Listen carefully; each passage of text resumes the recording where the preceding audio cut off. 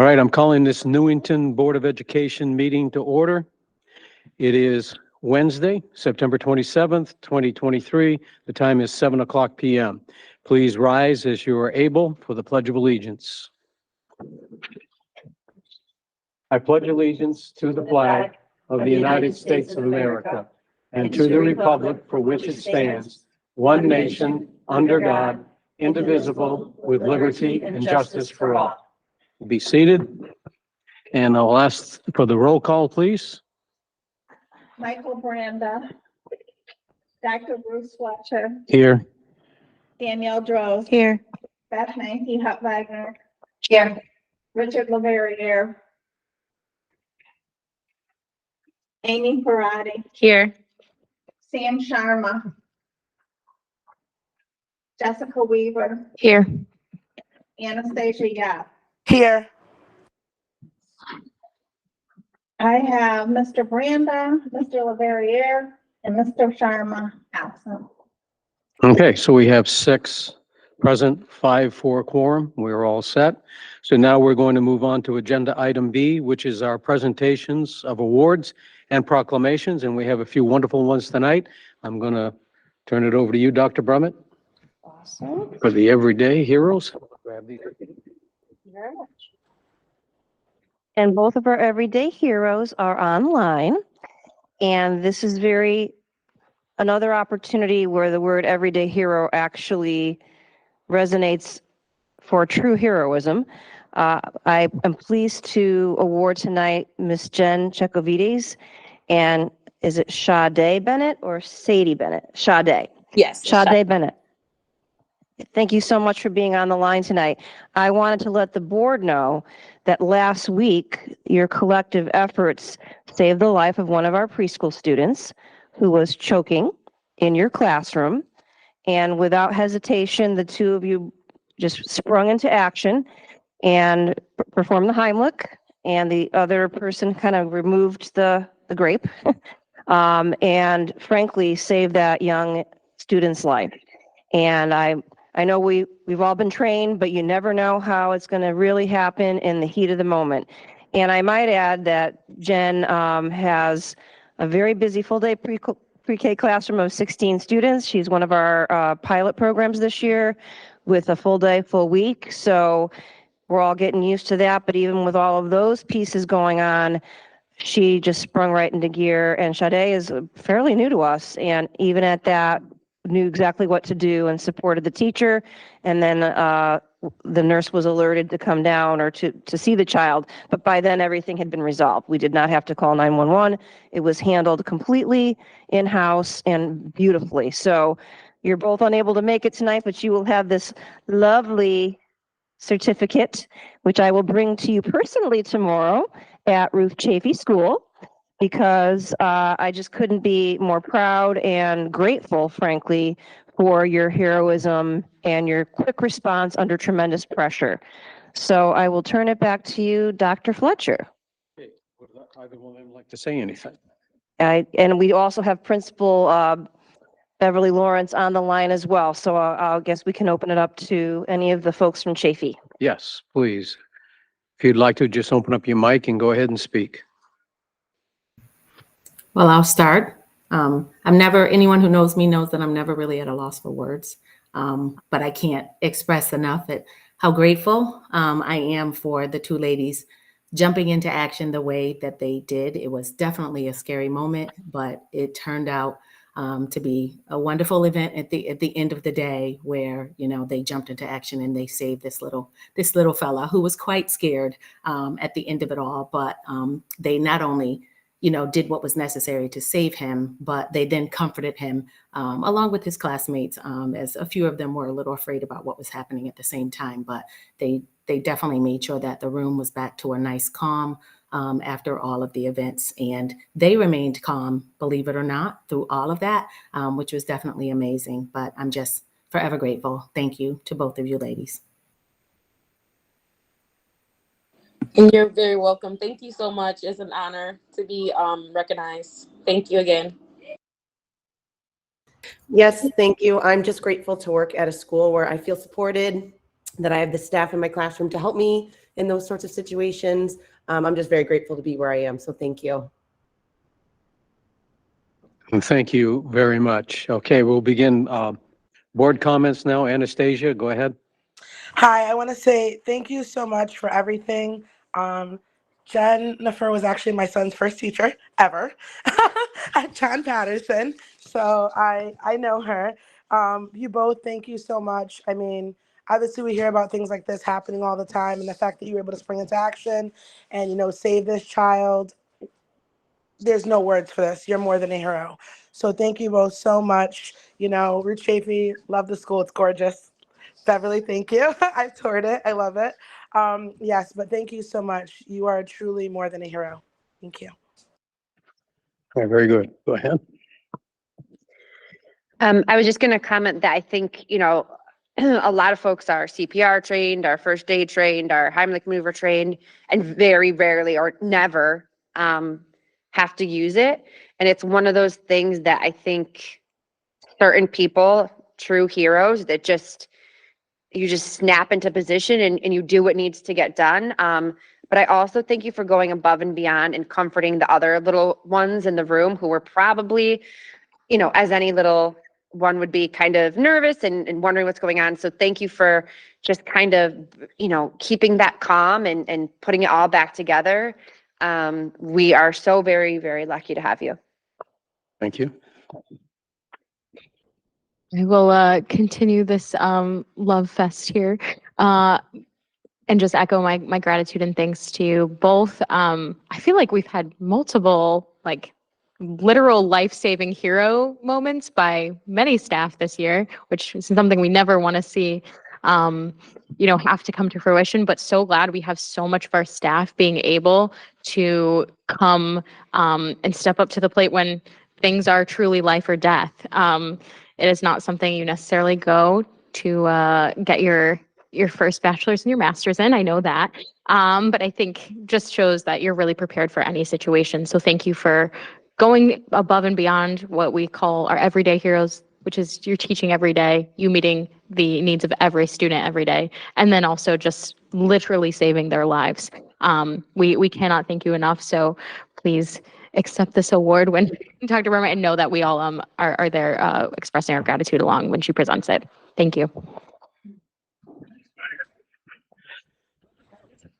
Just echoing what everyone else had said, it's definitely comforting knowing that there's teachers and paras and staff in the school system trained in case an emergency like this happens. You obviously never want it to happen, but being parents and your kids at school, just appreciate the quick thoughtfulness and as Beth said, comforting the rest of the class for a traumatic experience that they probably never should have to witness and the kids shouldn't have to go through. So thank you for staying calm and being there in the right time and making sure everything ended up okay.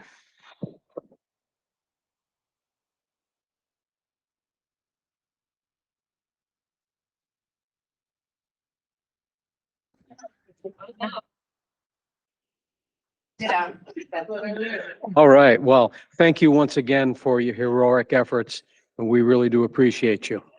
Okay, so now we're going to move on to our next presentation, which is a resolution honoring school cafeteria staff. And I got to get these back in order here.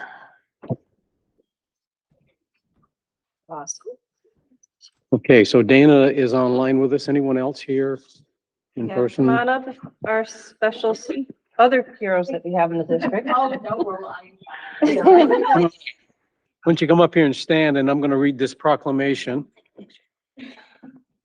So, whereas Wednesday, September 27th, 2023, has been proclaimed as Newington School Cafeteria Workers' Day, and whereas the Newington School Cafeteria workers prepare and serve an average of 2,400 meals per day, and whereas the Newington School Cafeteria workers follow local and state health standards when preparing meals, and whereas the Newington School Cafeteria workers prepare meals following nutritional guidelines established by the United States Department of Agriculture and the state of Connecticut.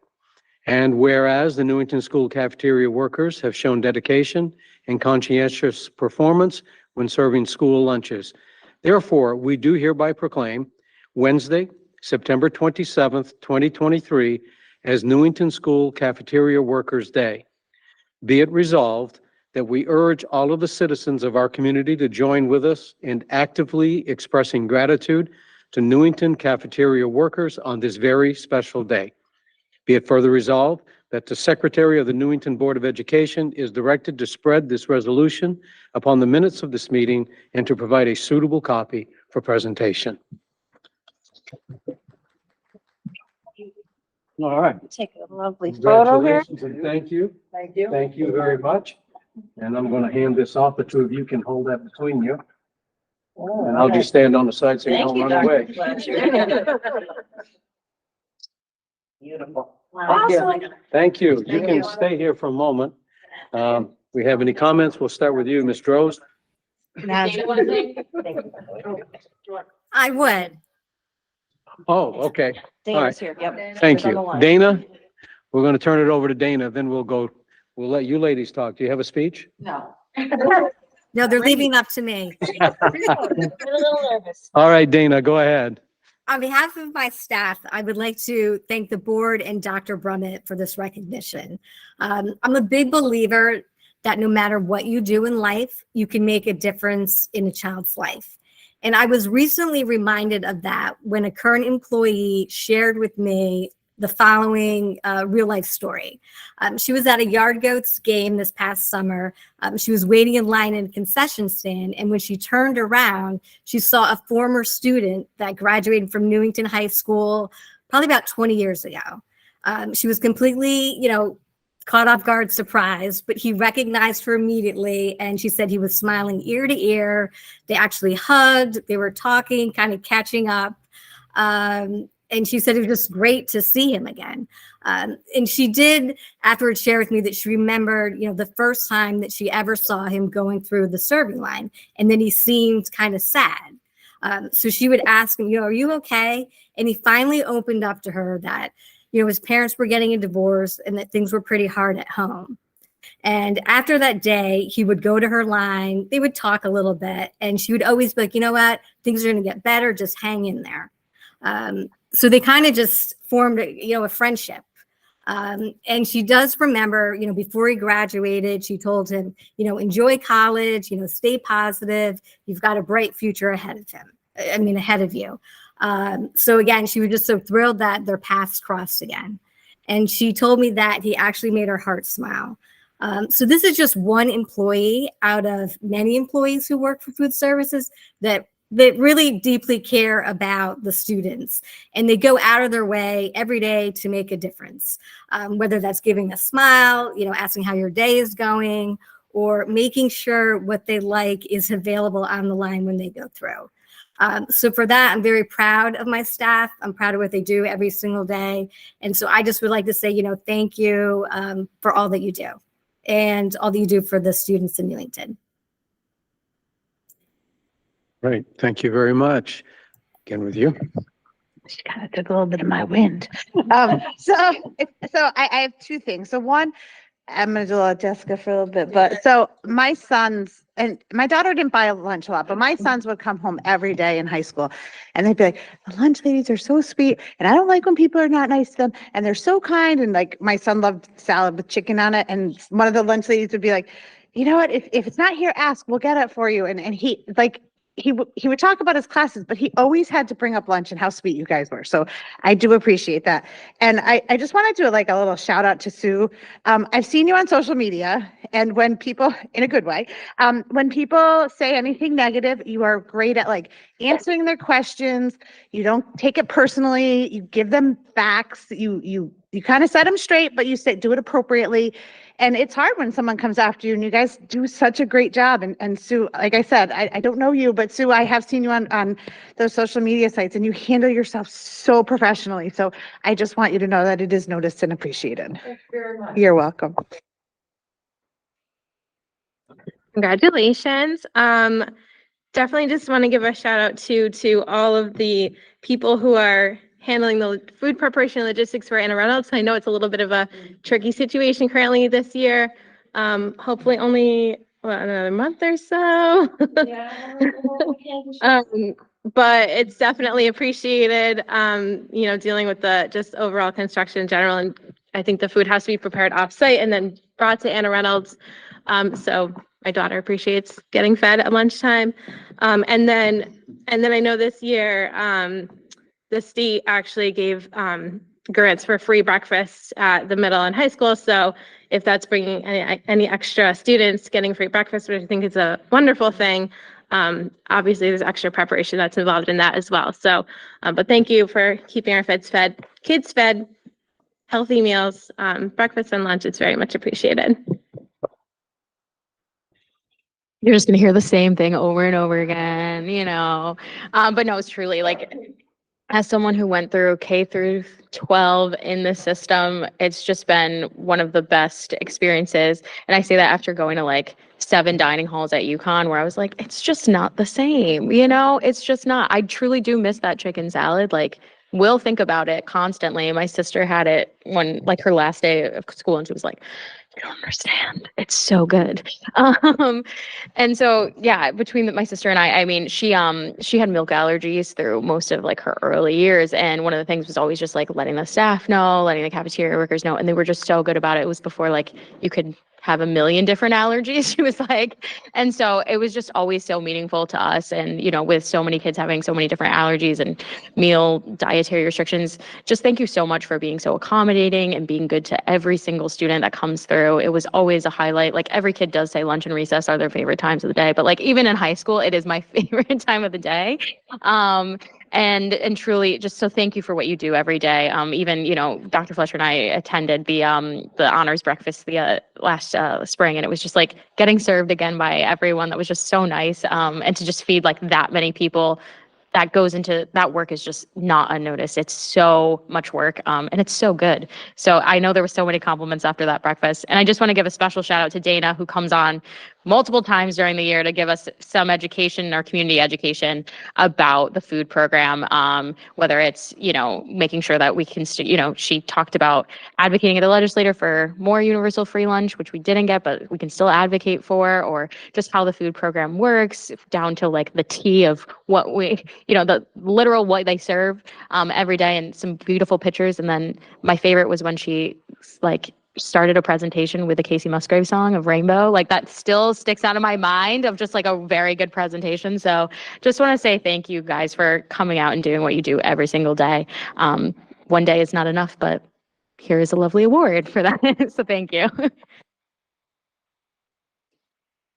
Just briefly, I think some of the things that were said previous, especially what you said, Dana, I think, for these kiddos that come through our doors, right, we are all a part of a village that makes them feel safe and helps them want to come to school. And that story just made me think of so many other children that may not click or jive with other adults during the day, but they go through that lunch line and they see a smile from one of you, or talk to you or engage with you. And you may be that reason that kiddo is coming to school, and clearly 20 years later have had an impact on his lives.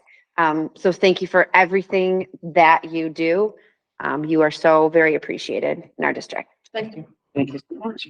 And I will say thank you and ditto to everything that they've said. You guys do a great job. So just keep it up. All right. And we thank you. Oh, Anastasia's hands up. Okay, go ahead, Anastasia. Oh, were you finished? Sorry. I didn't know if you were finished. Nope, that's fine. I called on you. Okay. I just want to say thank you to everybody at the cafeteria. Last year, Dr. Brumman and I had went through, all the schools, and I was able to finally see the inside of the schools and see the cafeteria. And one of the things all the kids said was that they loved the lunch. So that was something that, I really liked, and seeing the smiles on their faces. Another thing I like is that you guys ensure that no child goes hungry. When I spoke to Dr. Brumman before, she said we always make sure our kids have a meal, no matter what. And that's huge, especially with like the economic times, and some people are less fortunate.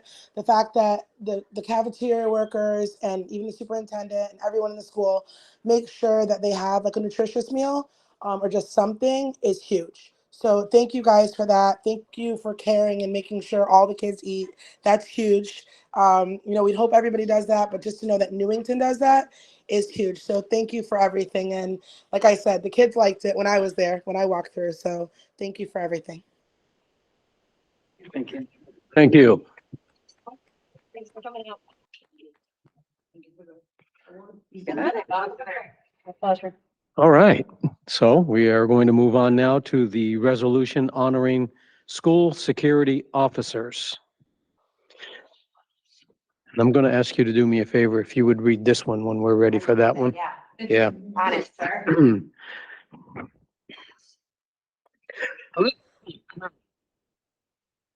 Whereas Wednesday, September 27th, 2023 has been proclaimed as School Security Officers Appreciation Day. And whereas the Newington Public School System is committed to honoring its school security officers and recognizing their contributions to the educational system.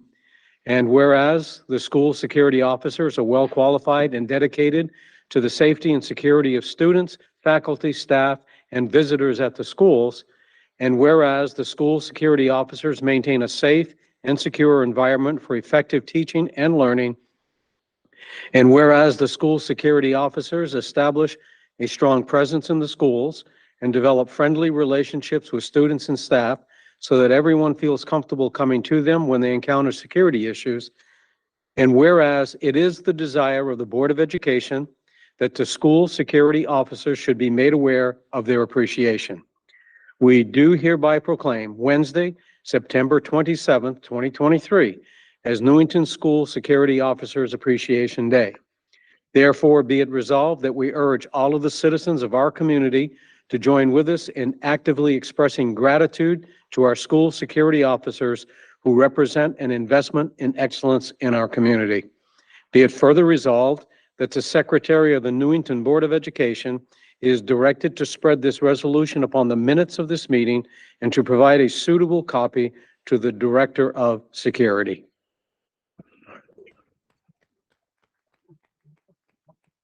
All right, and I believe we have Mike Morgan on the line. Mike, I'm going to turn it over to you. Thank you, Dr. Fletcher. Thank you to the board, Dr. Brummett, for this recognition. So I'll accept this on behalf of the security officers throughout our district. And once again, I'd just like to, just point out how proud I am of this team and how dedicated these individuals are to their school buildings, the staff, the students, and their school community.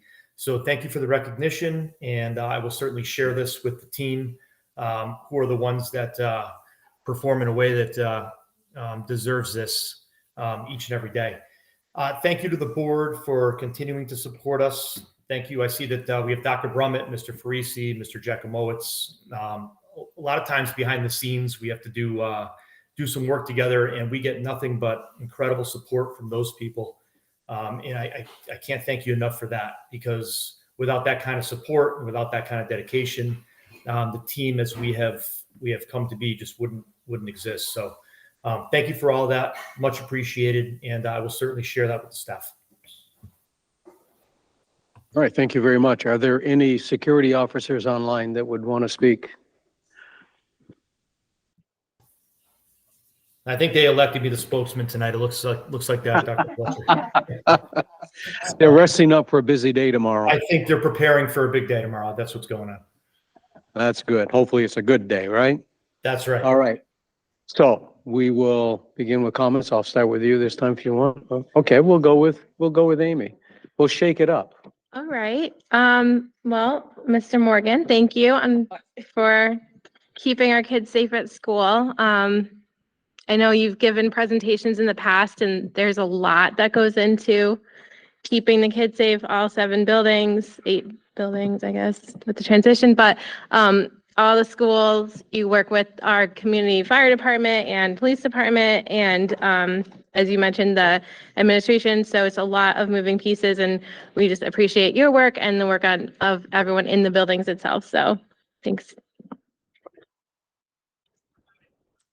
Obviously, I will echo that gratitude and also just say thank you, Mike, in particular. I think what stands out to a lot of us on the board was when you came and it wasn't planned, but it just happened to be that he presented at the same time after the Uvalde school shooting. So I think that was just kind of a serendipitous moment in a very tragic way, but it meant a lot to us that you still came and you gave a great presentation about all the progress that's been made, particularly with the vestibules and the covers and stuff. And I think what was really helpful for us is just to have that. I think as a board and as a community, it was great to see that. And you mentioned, a lot of how, folks after that were, glad to see you there at the high school, and we're like really happy to see you and your comforting factor. So that's it just was really impactful, and I think it just represents your day to day that you do every single day and what you represent to our students and to our community, to our parents, that you really are there, and we want to make sure that Newington students feel safe, regardless of what school they're at and regardless of what's going on in their day, that they can feel safe. So thank you for providing that, both you and your staff, for leading that. And when you came on, it was a nice, pleasant surprise to have you be involved in so many things. And so we're just really excited to have you on the team and to have your team make sure that our students feel safe. So thank you and congratulations on this award, on this day. I want to say ditto to what's been said before me, not to be repetitive, but also wanted to thank you because I know that so many members of the security personnel have also formed really strong bonds with many of our students, especially some of our students that are struggling to make the right decisions and go down that correct path. So thank you for being a role model and being a guide and helping them to do that. You're just another person that helps our kids come to school and feel safe when they're there. Thank you. I want to say that I am very pleased with the direction that our security program is going in. The schools are getting safer and safer and safer, and a lot of that has to do with you, Mr. Morgan, because you really know what you're doing. You're very good at it, and I've consulted with you outside of this for my own personal stuff, and you have a lot of wisdom. I just hope that everybody will listen to you and follow your lead. And I do want to take my hat off to the security officers, because when I was an employee working as a para in the schools, they were very involved in the students with them. And as you said, when they were having issues and stuff, a lot of times they could calm them down where other people would just agitate them. So they are well trained, they're doing a good job, and they don't hear it enough. So we want to make sure that at least today that they know how much we appreciate them. And I want you to know that I appreciate you and your leadership. Thank you very much. Ms. Yap. Hi, hard to top that, but thank you so much, Dr. Fletcher and everyone else. I just want to say thank you so much for keeping our students and our staff and admin and everyone safe. And, we are so thankful and appreciative, for all you do. Yeah, thank you so much. All right, thank you. Thank you, everybody. All right. So now we are going to move on to the resolution honoring hall monitors. Vice Chair is going to read the proclamation. Resolution honoring Newington Hall monitors, September 27th, 2023. Whereas Wednesday, September 27th, 2023 has been proclaimed as Hall Monitors Appreciation Day. And whereas the Newington Public School System is committed to honoring its hall monitors and recognizing their contributions to the school system. And whereas the hall monitors work and interact effectively with high school students, faculty, staff, and visitors. And whereas the hall monitors assist students, staff, and visitors and help ensure safety inside the building. And whereas it is the desire of the Board of Education that all the hall monitors should be made aware of their appreciation, we do hereby proclaim Wednesday, September 27th, 2023 as Newington Hall Monitors Appreciation Day. Therefore, be it resolved that we urge all of the citizens of our community to join with us in actively expressing gratitude to our hall monitors who represent an investment in excellence in our community. Be it further resolved that the Secretary of the Newington Board of Education is directed to spread this resolution upon the minutes of this meeting and to provide a suitable copy for presentation. You're a very busy lady. All right, do we have any hall monitors online? or anyone to speak? You do? I'll let you go ahead.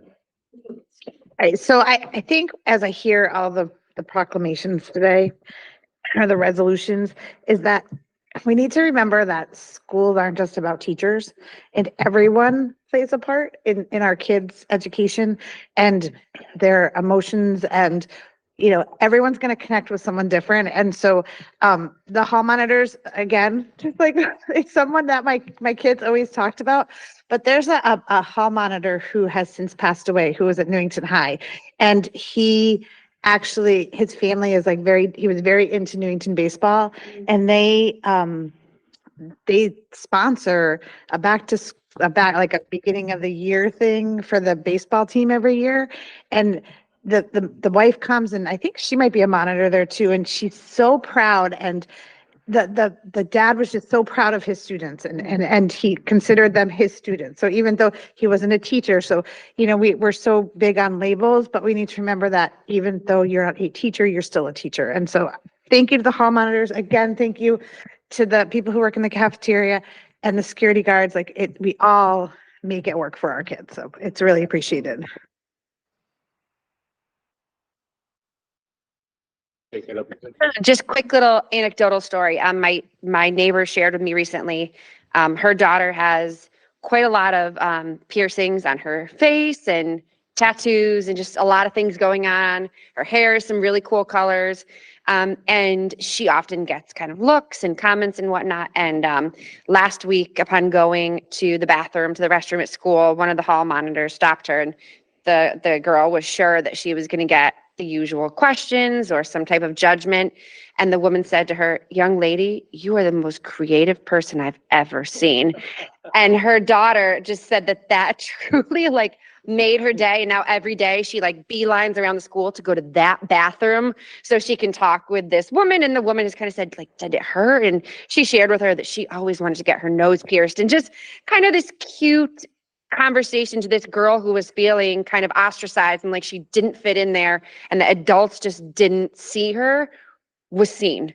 And so that is just another really beautiful example of it truly takes this beautiful village to raise our kids. This is like story time central now.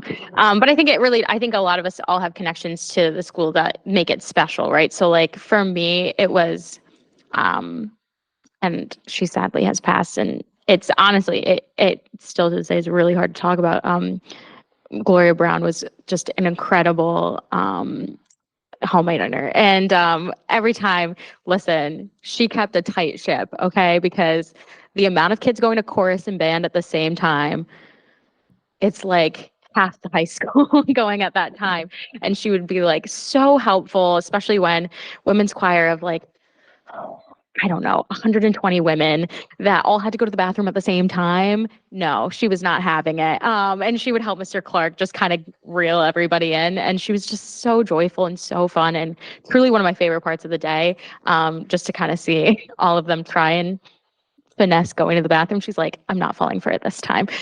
So she truly made sure that we were all handled well and appropriately, and really brought in some of the good discipline that was needed. But truly was just a joy. And that was really how all the hall monitors were when I was there and when my sister was there. It's just one of those things that, Tara Tigno says we're a family of learners, and it truly feels like a family when you get to see everybody. And it's like an episode of Cheers where everybody knows your name, and the hall monitors know your name, and the cafeteria knows your name, and the security guards know your name, and theirs. And I think that's the biggest part and a takeaway I think so many alum take from this, is that you have your family there, and 20 years later you're still thinking about that family. So just to say that, yeah, it means a lot to just have those faces every day, and the impact it has clearly goes on for decades. I have a story too. Actually, there's when I had my student last year, there was a hall monitor at the high school that would bring over Italian goodies, so that because we don't know, but so and would cook him meals and have dinner. So he had a little taste of Italy in his like from this hall monitor. So he definitely liked seeing her in the school, and it was just like a reminder of him because she was born there too. So just I think it's like Jessica said, it really is a family. Like everybody home on like just everybody in that school is just little pieces. Yes, just a family. So it's wonderful, and I'm glad that we are recognizing them. So congratulations to all the hall monitors as well. All right, thank you. Ms. Schaub, do you have any comments? I didn't see your hand up, but. Yes, sorry. I just want to Okay. say thank you, and I'm grateful for everything that you do. Where I went to school, we didn't have hall monitors, but I'm very thankful that, you know, we have them in Newington and that you guys are all there for the students. And to Beth, that was an amazing story. I just wanted to say that. So thank you for sharing that with us, and we appreciate everything you do. Thanks.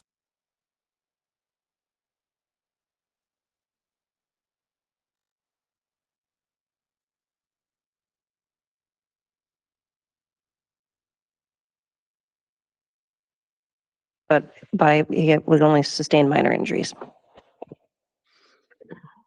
All right, well, I want to thank everybody for your comments. All right.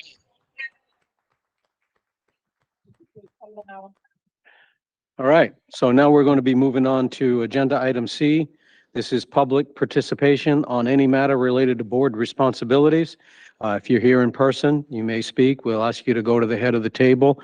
If you are online and want to call in, the phone number is 860-665-8659. Or if you are in the Google Meet, you can see the little hand icon on the bottom. You click on it, and then I will call on you. We do limit civil participation to 3 minutes. So would you like to speak at this time?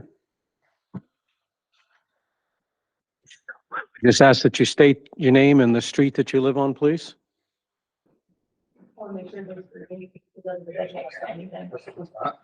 There we go. And actually really quick, your hall monitor, Mary Ellen Blardo, passed away Monday. She's my mother-in-law. So make sure you include her. Her funeral's Friday. So, my name is Christine Blardo from 21 Whitewood Road in Newington. I'm a former executive director of the Rocky Hill Chamber of Commerce. I'm also a proud entrepreneur of not one, but 3 businesses here in Newington. My daughter graduated high school in 2018 successfully. Unfortunately, I have one child that is not as well as that. Through the past 3 years, my son has suffered defamation of character, and last year suffered an assault to his head. And this year, unfortunately, as I speak here, he's currently attending night school. My concern as a taxpayer is that a minor should never have to feel like he is not part of a school system because mom wants him to walk that stage in 2024 with his friends because the social attachments to his friends that now he suffers from is in question. I'm concerned because being told today, well, he's out of the system and now he's in night school, we don't know. And I'm concerned about that. The head trauma that he took did in fact have some kind of effect on his learning ability last year. And a week prior to this year's school system, I was told to make a decision. And because we own a company that young man is right now training to own someday, I thought it correct to get him graduated. But in doing so, he's no longer part of the band. I'm a proud booster mom that supports and teaches parents like myself that art, literature, and music is a very important part of a student's activity for learning. That's all. Well, thank you very much for sharing. And we will confer with you and go from there. Anyone else? Anyone online? We just remind Chloe that we shared that, oh, we can respond, like, I don't want, like, I remember being in your shoes, and I like your shoes, by the way. Like, and I'd be like, okay, so. I can do that. I did tell her that before, but just to remind everybody that if you bring questions or you make your comments, we don't always immediately respond because we want to find out all of the information possible before we take any action as a board. So some people might think that we're inactive because we don't respond, but it's safer to do it and do it the right way than to have a knee-jerk reaction and go the wrong way. All right, thank you very much. I don't see anyone else wishing to participate, so I'm going to now move on to agenda item D, which is our consent agenda. This will be for the approval of minutes from the regular meeting on June 14th, 2023, and the approval of minutes, the regular meeting on September 13th, 2023.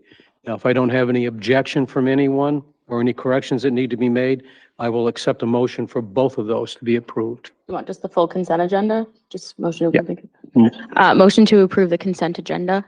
Second. Okay, motion is made and seconded. All in favor, say aye. Aye. Aye. Any opposed, same sign. None opposed, it's unanimous. Now we're moving on to agenda item E, which is Superintendent of Schools report, and this is a bus analysis update. Dr. Brummett?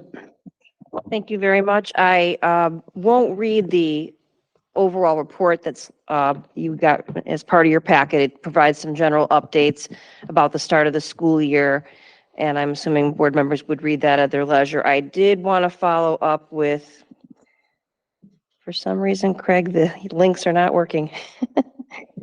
Let me see if I can try a different way. I wanted to update the board. Let me see if I can get at it a different way.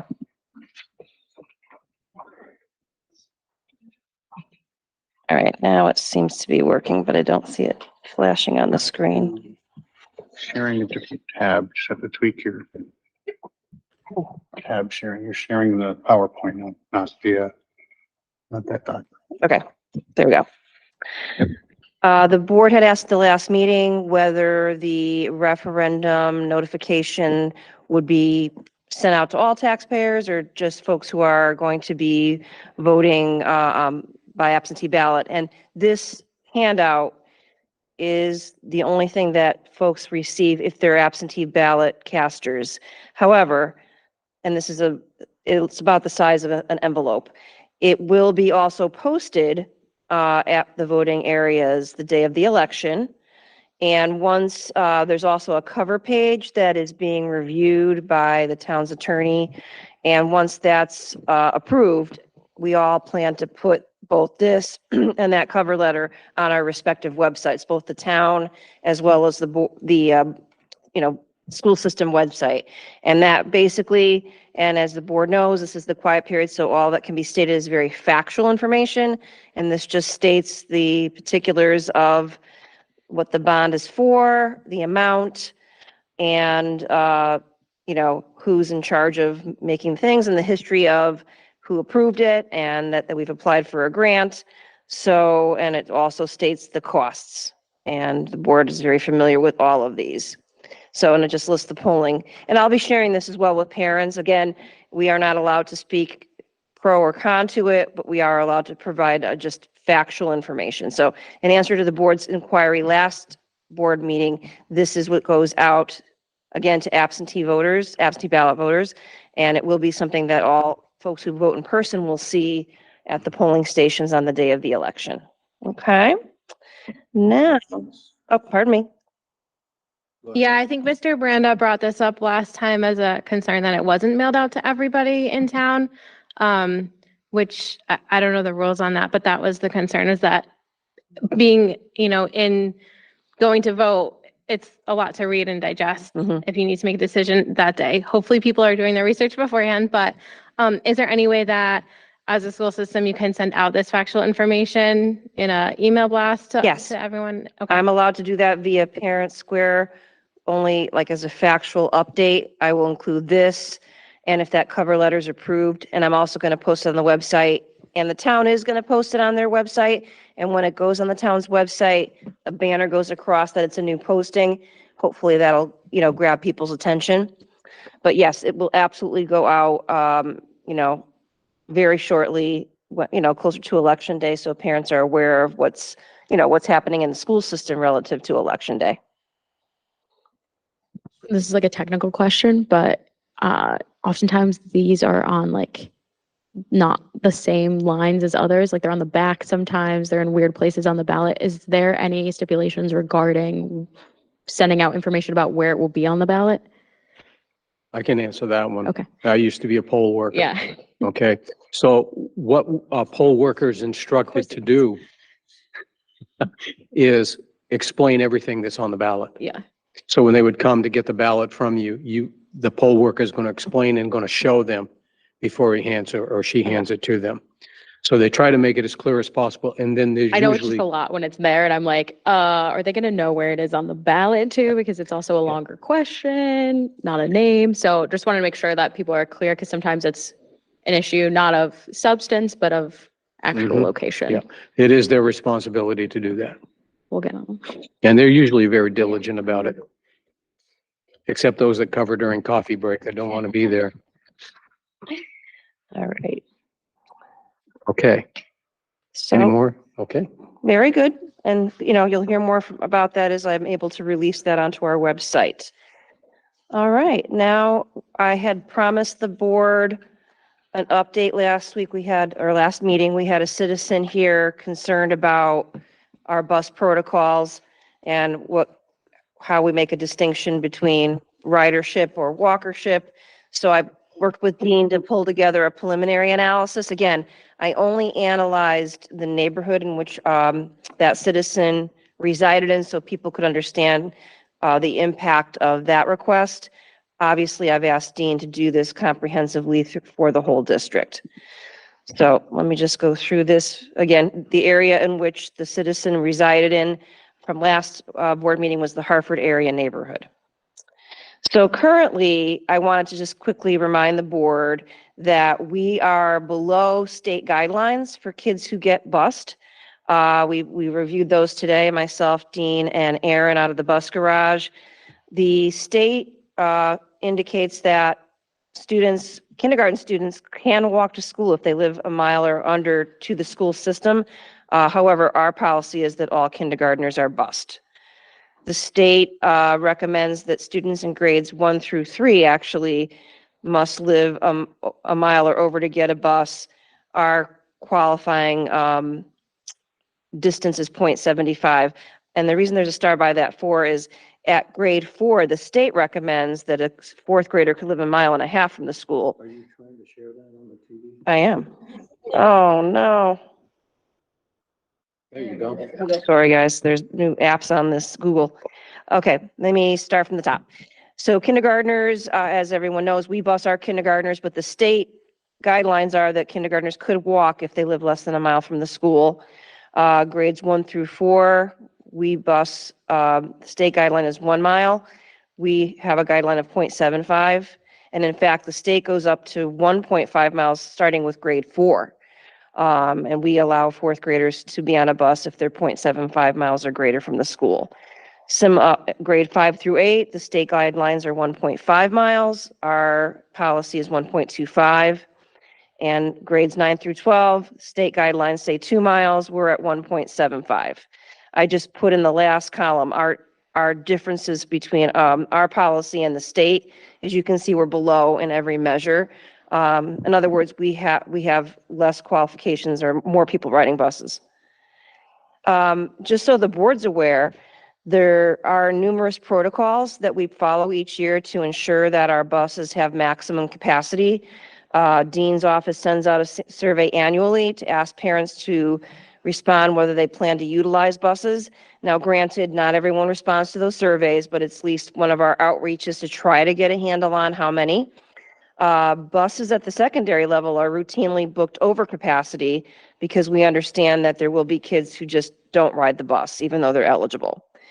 And it's important too for the board to know that bus use varies throughout the year due to sports. For example, if a student is on a fall sport, he or she may get a ride to school for an early practice, or because of all the equipment, parents choose to drive their kids.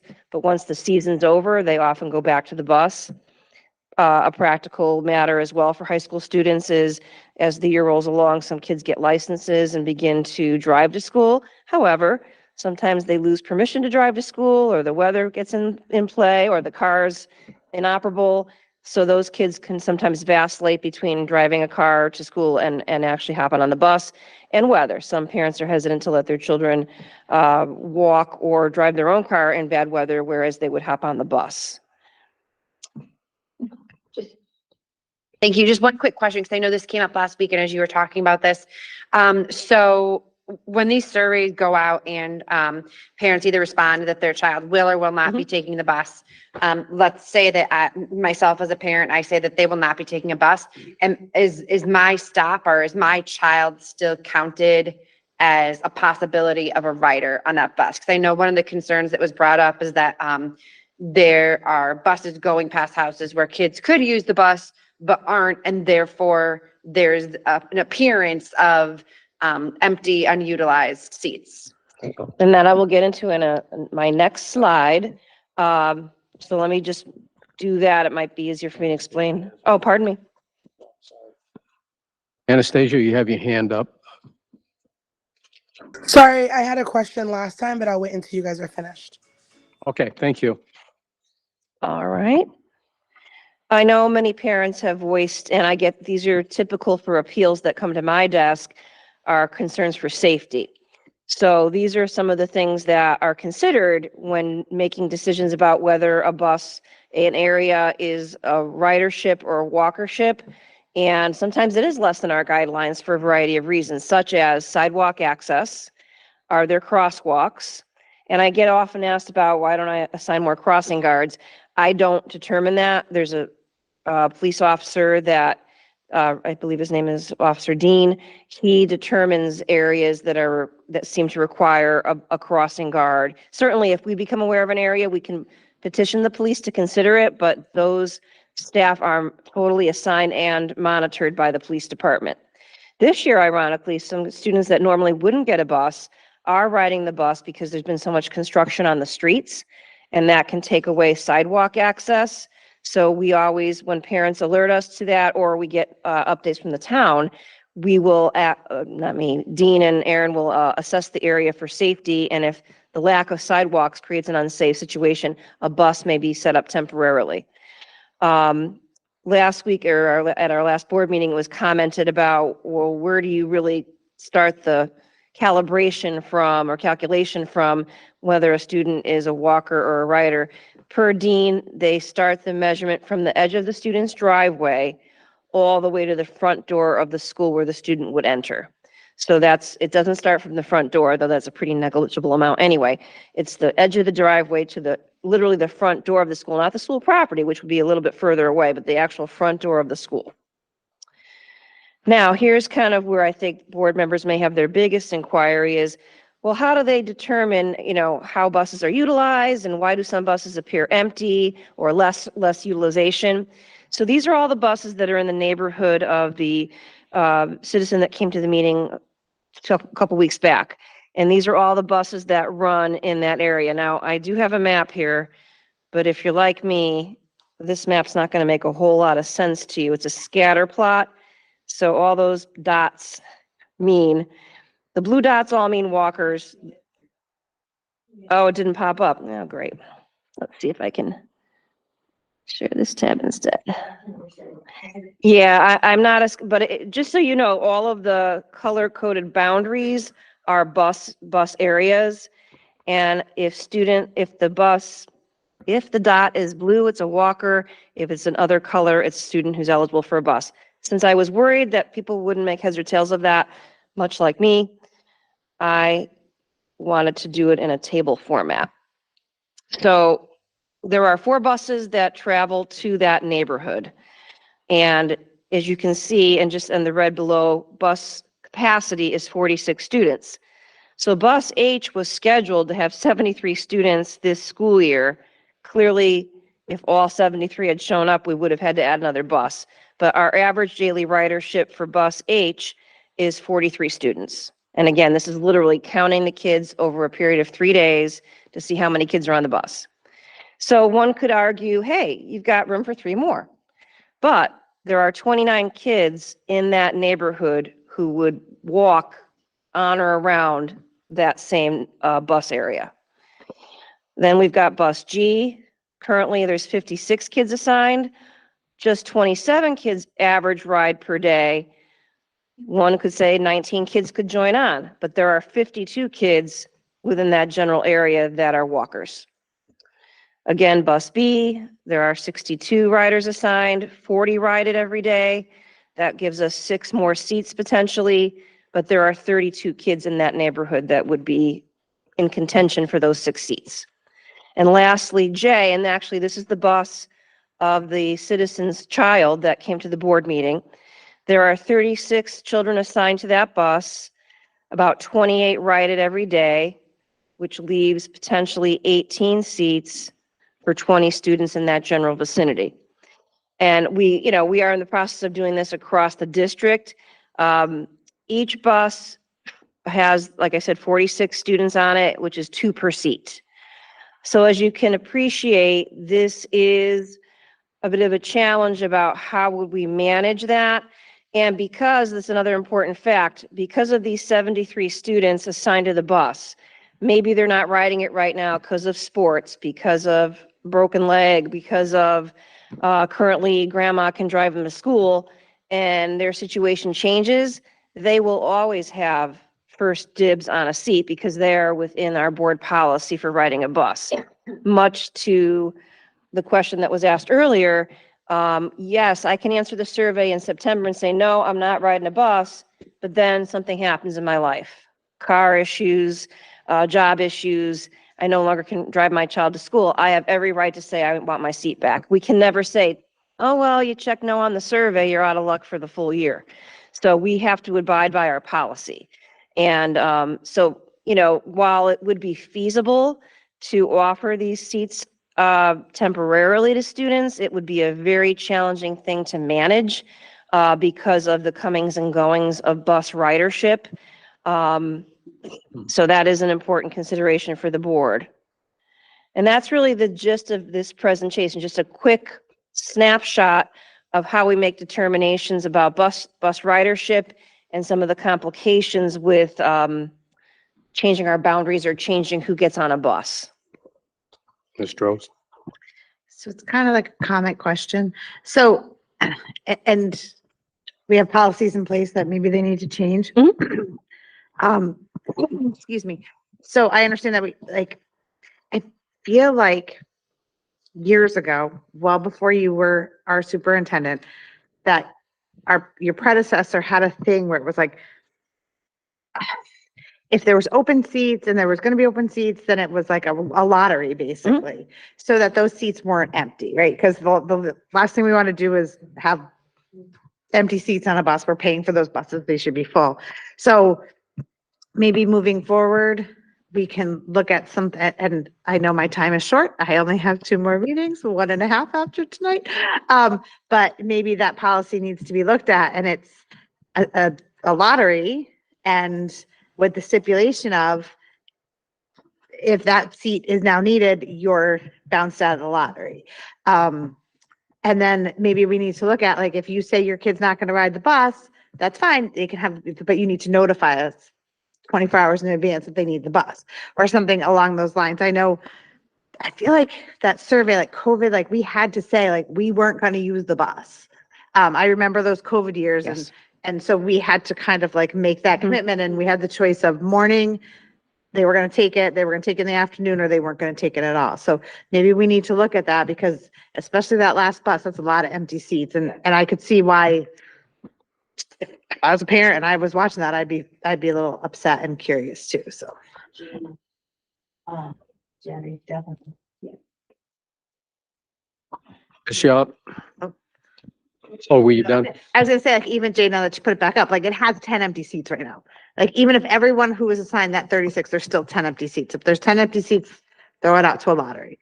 And I'd be also curious, like those 20 seats, like out of those 20, like how many of those 20 kids are seniors who have cars who weren't taking the bus anyways or something like that? That's it. That's just. Go ahead, Ms. Weaver. Just clarifying, this is for the high school. Yes, I was like- we just analyzed a snapshot of the neighborhood in light of our parent that came to the meeting. a few Okay, weeks yeah, because I was thinking too, well, one, Bus J is what my cousin's taking. I'm like, they are not in the high school. So, and I was like, that's not where they are. Okay, so just curious too, I think, not trying to give Danielle more work on our next policy committee, but just curious kind of to like how we could have some stipulations. I think there's sometimes like we don't want to always have this exception to the rule type of situation. I don't want to overload Dean to the point where it's like every single person, blah, blah, blah. But I know we could find an easy, an analysis, so to speak, akin to what we had done with the parent earlier this year, where we had the sibling and kindergarten thing. I'm just wondering, kind of, this is a first wave of analysis. Like, we want to make sure that we're meeting the needs of our students, right? But also, considering costs, considering all these other things. I was particularly moved by this parent's, discussion of this. So I'm just trying to think too, a couple of us had discussed, okay, if there is just a bus stop and we can fit X amount of people and it is just a capacity issue, can we make it work? And how long does that need to? Obviously, it's going to ebb and flow with our student population. We have to anticipate that.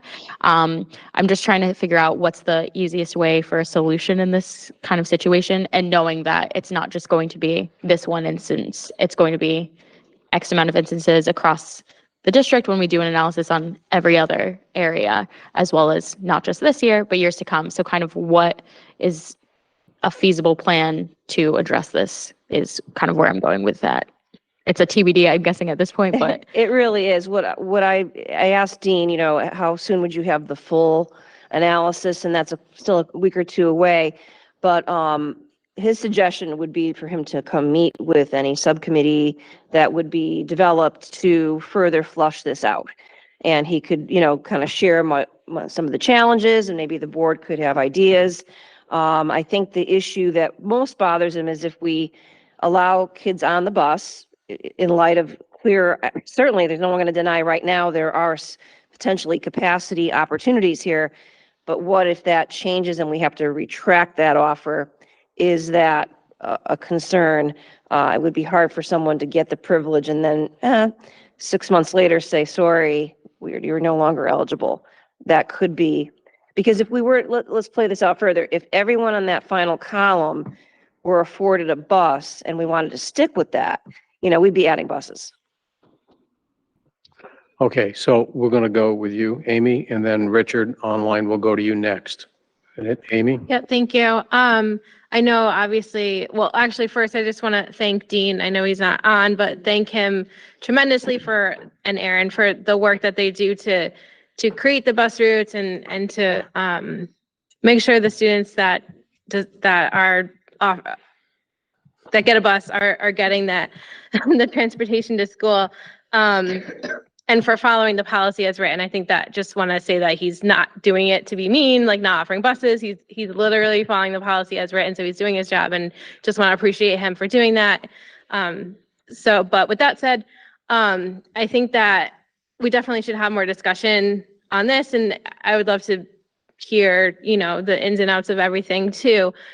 Sometimes maybe there's a bus that's in a different neighborhood with extra capacity and the kids can walk, quarter mile to a bus stop versus getting picked up in their neighborhood or getting picked up at their street. There might be other solutions where a bus coming from across town could pick up, if they have extra seats, could pick up extra kids if they're just walking a little bit further, or bus stops can be rearranged so that especially the older kids can walk, a quarter mile instead of the 1.75 or whatever it is. So just there's definitely ideas or things that can be thrown around and see if they work out, but appreciate his work and look forward to more discussions. All right. Thank you. Mr. Leverrier? Hi, Bruce. Thanks.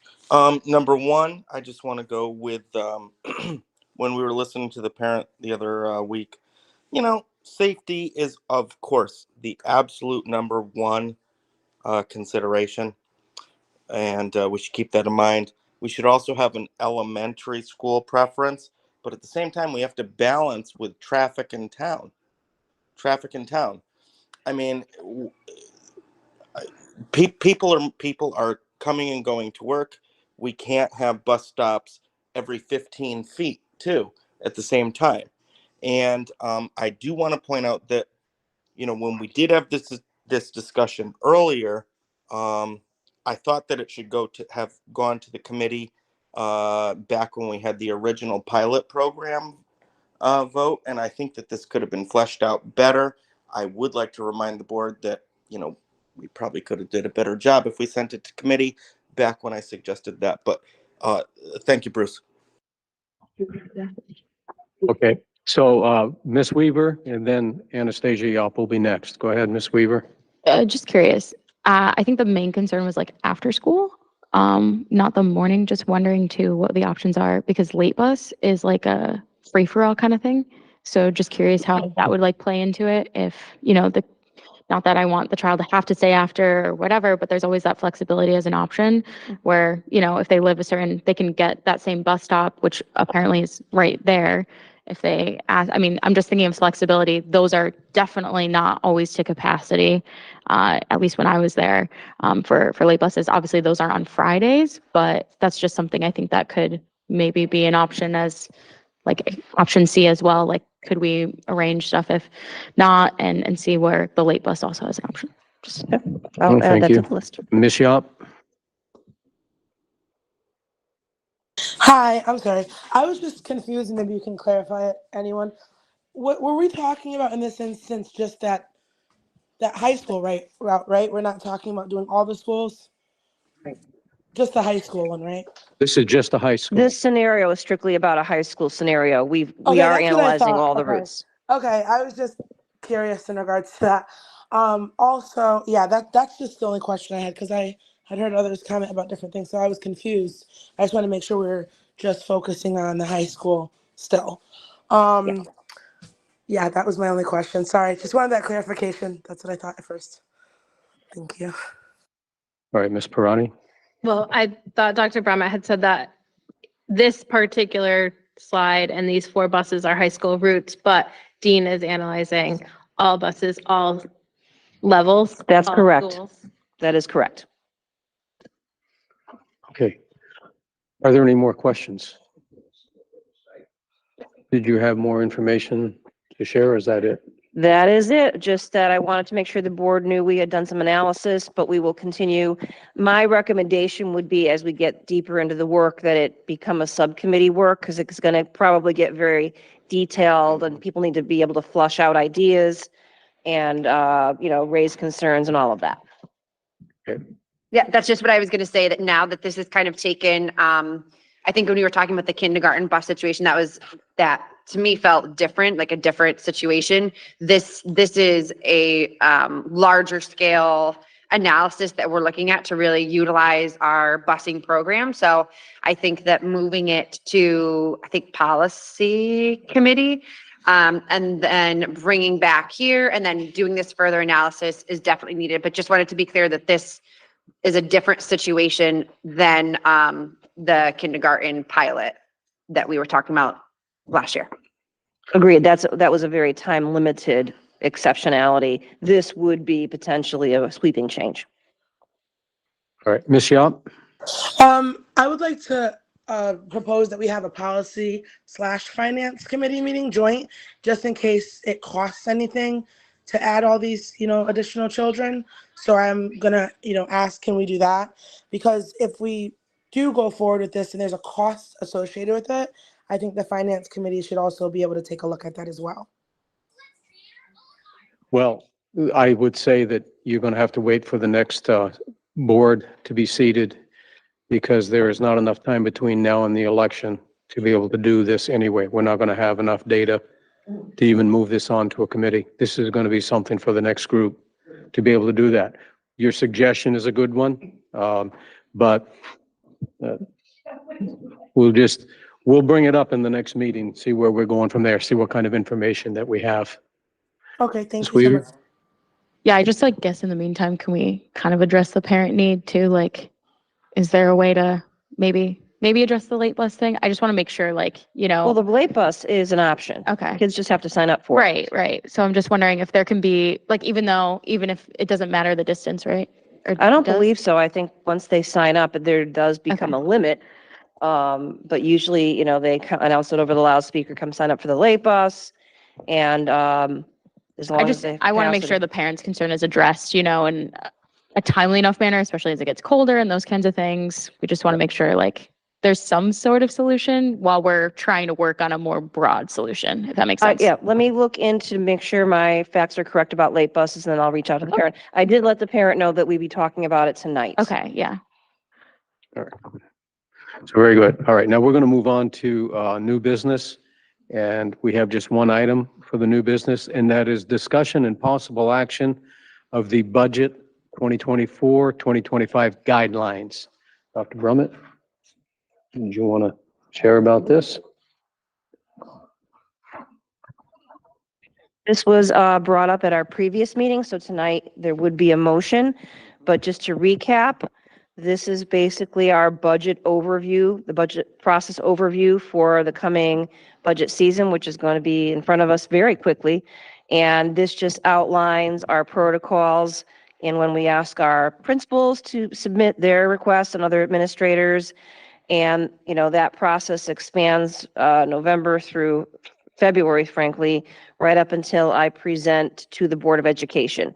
And in the meantime, during that process, we also involve the Finance Subcommittee and the Facility Subcommittee, because those are budgetary items as well. And the rest of the document just speaks to the fact that anything that we put forth in the budget needs to be tightly aligned to our goals and our priorities and our mission. And that's what this speaks to. So that would be kind of a summary of what we talked about last time. Mr. Rose? So again, I know this is probably more for the next seated board, but I would be remiss if I did not bring this up one more time, because I know I've brought it up in the past, the district goal, and we've talked about goals, and I think I don't know when it's written, I don't know who writes it. I still think that it needs to be written in a way, yes, that's important, to reduce the opportunity gap for historically marginalized and underrepresented students. Absolutely important. But also, our goal needs to be all of our students. What? The Crown. We're not going to bring that up though, because it's a different district. Our goal really needs to encompass, like, yes, that's part of the goal, but it also has to, like, those high kids, our goal should reach them, and our artsy kids who can get very creative with their piercings. Like, our goal just needs, I still sit with, like, it's just too specific of a group of people, and our taxes should, and our budget should cover all of our students. And I know it does, but I don't think our goal reflects that. Stipulates it. Thank you. Okay, Ms. Weaver? And I think that's a good point. I guess my question too is, I'm looking at it like goals and priorities before that. Like, so I didn't even get down to district goals. So I'm curious, like, how, because to me, the district goals and priorities are like, that's what encompasses, like all of that. That's the culture and climate, org effective, infrastructure and facilities. The teaching and learning is for every kid, especially getting unfinished learning from the COVID years. Like, I think to me, those are like all we need, right? Like, I think that is probably that. And then this one to me is a sub goal. It's like one of them, if that makes sense. It's a focus area, like it says here. Right, I would draw everyone's attention to the vision and the mission and the portrait of a graduate. Those are the overarching goals for all students. The district goal represents one of our current focus for those students who are not doing as well. So we certainly, I believe, the overarching goal and the vision, the mission, the portrait of a graduate speak to what we expect all of our kids to leave the district with. Whereas the district goal is a focus for this year, and this is this year's goal, this year's theory of action, and this year's strategy. I suppose it could be clearer if I put the year. So, I read these every year. I know that there was a big, I was told by a community member that she didn't feel that teachers should be on the board because we had like a certain like vision, like, right? So I understood what she was saying, right? So we have a certain like tunnel vision because we're educators, not bad or good, but we do. And so I can remember there was a point in our lives where we needed to know the district goal. And at any point in time, if an administrator or superintendent came in and we needed to know what the district goal was, I never did. I'm not gonna lie, I always fumbled through it. However, if I just remember that district goal as being like a really important thing. And it is, of course, important, right? So I know what our district goal is. Like, it changed this year, and I love our new goal with the district that we work in. I just feel like the vision of the graduate, awesome. And I know that I brought this up before, and I know that when different schools have come and presented, it has always been very much that district goal that's been focused on. And I want to make sure, and I know that you've said like your kids are like, we're not the kind of kids we're worried about, but those are the kind of kids, like, I'm worried about all the kids. So we want to make sure that the high flyers fly super high and the kids who are struggling get up more. And so we want everyone to move forward, and everyone moving forward we're going to rank better. Our scores are going to be better. We're going to, people are going to flock to want to live here. Our real estate values are going to go through the roof. So I just want to make sure that when that district goal is written, that it's understood that it's, yes, that's important, but we also have to worry about all the rest of the kids. But again, it's not my charge because I only have a meeting and a half left. All right, Ms. Yop, your hand is up. My apologies. It should be down. Sorry about that. Okay. Ms. Weaver? I was just gonna say, we will rediscuss our like goals and stuff at not we, I'm not saying anyone. The new board will discuss those on the organizational meeting, I believe, on November 14th. That is correct. So we're just accepting kind of like the dates really here. Yes, and really the actual process for the budget, Okay. I just included those as a means of linking how we're moving forward to what we do with the budget. That was more of just a clarification. Are there any more I knew questions? that. I just wanted to say my 2 cents before I left, and I wanted to get that out there. Are there any more questions or comments from the board? If not, there is a motion on the third page. Move the Board of Education. Oh, go ahead. Move the Board of Education approve the budget guidelines for the 2024-2025 school year as outlined above. Second. Motion is made and seconded. Is there any further discussion? Seeing none, I'll ask the clerk to please call the roll. Daniels Rose, Yes. Dr. Bruce Fletcher, Yes. Beth Mankey Wagner, Yes. Richard Greer, Yeah. Yes. Amy Parati, Yes. Jessica Weaver, Yes. Anastasia Yap. Yes. Motion passes unanimously 7-0. All right, that concludes our new business. Next item on the agenda, once again, is public participation on any matter that is related to board responsibilities. If you're here in person and wish to speak, we'll ask you to come to the head of the table, state your name and the street you live on. If you are listening in, you can call us at 860-665-8659. If you are in the Google Meet, just raise your hand. There's a little icon on the bottom of the page. Just click on that, your hand will be raised, and then we will call on you. We do limit civil participation to 3 minutes. So if there is anyone that wishes to participate, now is your chance.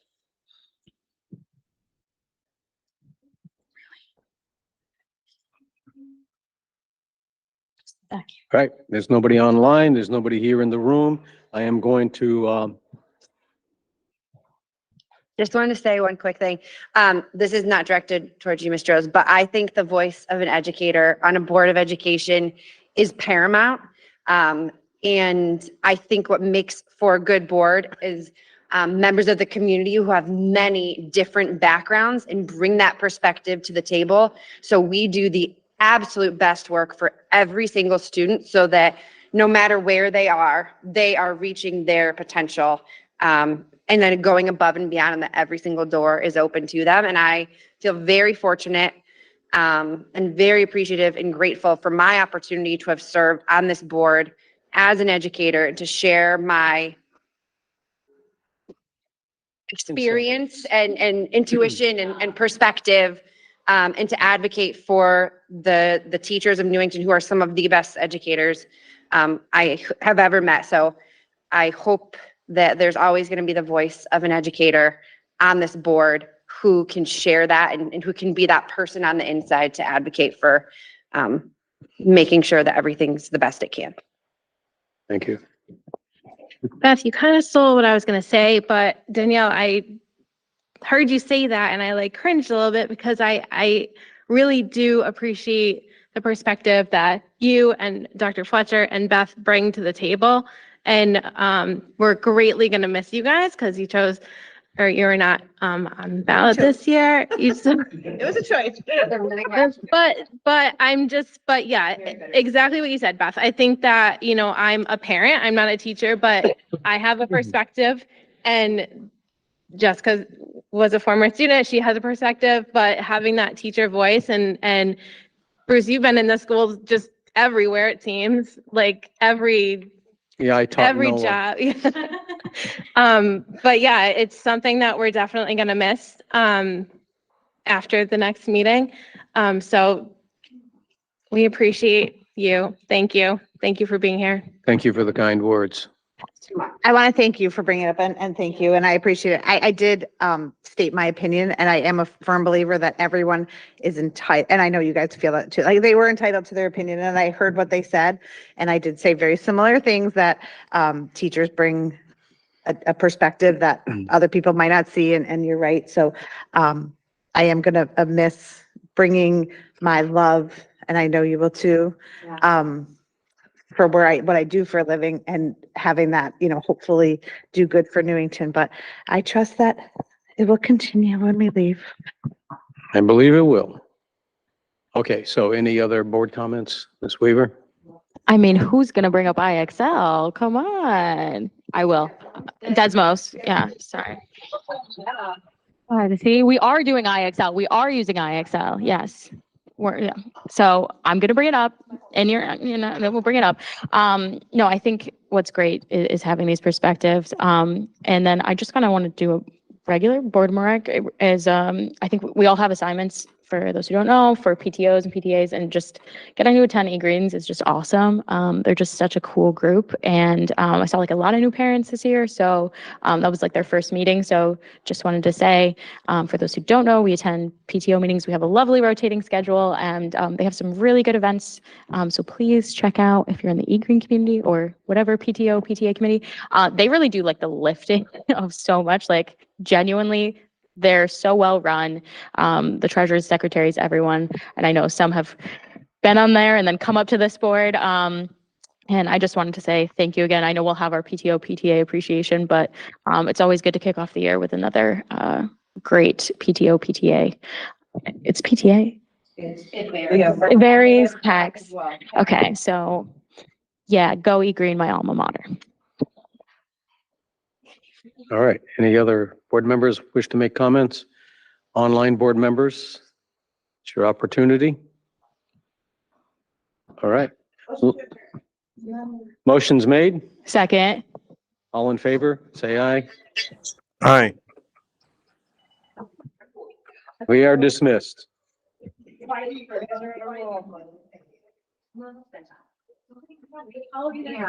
Not even that. That's